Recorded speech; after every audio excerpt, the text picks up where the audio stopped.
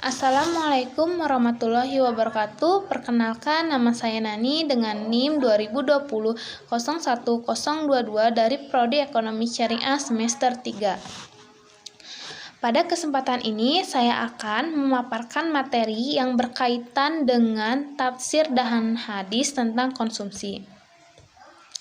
Secara sederhana, konsumsi adalah kegiatan di mana manusia menggunakan hasil produksi dari seorang produsen yang disalurkan oleh distributor guna memenuhi kebutuhan hidup.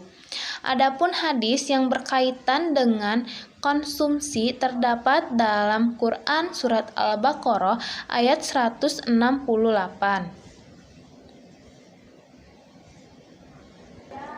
A'udzu billahi minasyaitonir rajim. Bismillahirrahmanirrahim. Ya ayyuhan nasulu kullu mimma fil ardi halal thayyiba wala tatabi'u khutuwati syaiton innahu lakum aduwwun mubin. Shadaqallahul azim. Artinya, wahai manusia, makanlah dari makanan yang halal dan baik yang terdapat di bumi, dan janganlah kamu mengikuti langkah-langkah syaiton. Sungguh syaiton itu musuh yang nyata bagimu. Adapun tujuan utama dari konsumsi yaitu untuk memenuhi kebutuhan manusia. Konsumsi bagi seorang muslim adalah penolong untuk beribadah kepada Allah Subhanahu wa taala. Dalam Islam, konsumsi dinilai sebagai sarana wajib. Seorang muslim tidak bisa mengabaikan dalam merealisasikan tujuan yang bisa dikehendaki Allah Subhanahu wa taala. Sedangkan dalam ekonomi konvensional, konsumsi bertujuan untuk mendapatkan kepuasan. Adapun prinsip dasar konsumsi, Islam telah mengatur bahwa setiap muslim dalam berkonsumsi harus sejalan dengan prinsip konsumsi yang didasarkan pada nilai-nilai Islam yang dibagi menjadi beberapa. Yang pertama ada prinsip keadilan, yang kedua ada prinsip kebersihan, yang ketiga ada prinsip kesederhanaan, yang keempat ada prinsip kemurahan hati, yang kelima ada prinsip moralitas. Adapun etika konsumsi dalam Islam terbagi menjadi beberapa faktor. Yang pertama, tauhid. Dalam perspektif Islam, konsumsi dilakukan dalam rangka beribadah kepada Allah Subhanahu wa taala. Yang kedua, adil. Pemanfaatan atas karunia Allah harus dilakukan secara adil sesuai syariah.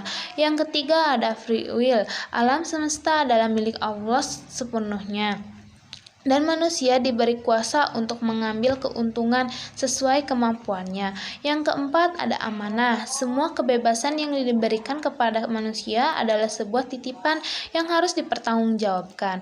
Adapun halal, barang yang dapat dikonsumsi adalah barang-barang yang menunjukkan nilai kebaikan, kesucian, keindahan, serta tidak mengandung kemaksiatan.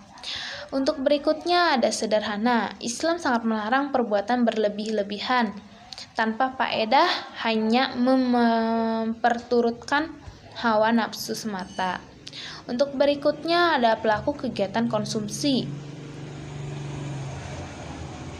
Konsumsi pada umumnya dibagi menjadi 3, yaitu konsumsi rumah tangga, konsumsi perusahaan, konsumsi pemerintah. Adapun faktor yang mempengaruhi tingkat konsumsi terbagi menjadi 2, yaitu faktor internal dan faktor eksternal. Dari faktor internal terdapat 3 poin yang mempengaruhi hal tersebut. Yang pertama pendapatan, yang kedua gaya hidup, yang ketiga kepribadian, yang keempat motivasi harapan mendapatkan tinggi untuk masa yang akan datang. Untuk berikutnya ada dari faktor eksternal. Faktor eksternal terdapat 3 poin. Yang pertama dari lingkungan, yang kedua adat istiadat, yang ketiga kebudayaan, yang keempat kebijakan pemerintah. Dari materi yang barusan saya paparkan, semoga bermanfaat bagi kita semua. Sekian dari saya. Wabillahi taufiq hidayah. Wassalamualaikum warahmatullahi wabarakatuh.